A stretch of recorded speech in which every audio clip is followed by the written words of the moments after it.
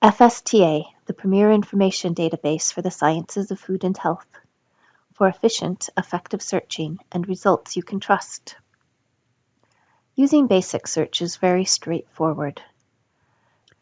When you search, the default here is topic. Topic means that you are searching title, abstract, and descriptor fields in each record of the database. Doing a topic search works well with truncation, which is when you type the beginning of a word followed, with no spaces, by an asterisk, which will mean that you get back any results that have the letters you typed followed by any other letters, and sometimes by nothing if that's possible from the way you truncated.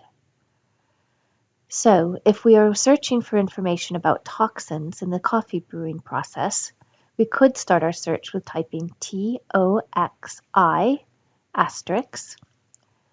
This will bring back results for toxin, toxins, toxic, toxicity, toxicology, and toxigenic. If we also want to include the term mycotoxins, we need to type it again because truncation only works at the end of words. So let's add mycotoxin, also truncated. We will put this together in a single search box connected by the Boolean operator OR.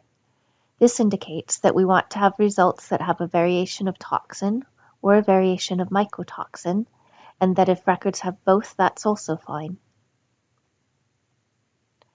Now, let's add another row for our next concept, brewing. We'll truncate it again. Now we'll add one more row for our final concept, coffee. We could truncate it also, just in case some of the results have coffees rather than coffee, but that seems quite unlikely. Now we hit search.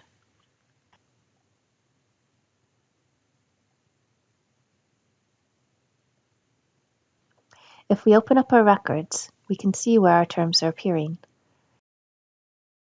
In the title field, in the abstract, and in the descriptor fields. If we go back to our results list, we will find our filters. Filters appear on the left side of the screen, and sorting options are across the top. Both can be useful. If we were looking for patents, for instance, or review articles, we could refine for either here. When we open up this, we could filter by language or see the title of all the journals where this literature has been published. If we use the sorting options across the top, we can list our results by date or by relevance, which is based on the number of times and where our terms appeared in the record, or we can use time cited to find important seminal articles that have been widely cited by other researchers. Bear in mind with this one that something published very recently won't have had time to be cited by others yet. It's worth exploring these options to think about what can help you find the information you need. If you combine using basic search with the power of using the FSTA thesaurus, you can have the strongest level of confidence that you are doing a comprehensive and systematic search. Watch the Using the Thesaurus in Searching video too, so that you can use that powerful tool to efficiently build effective searches.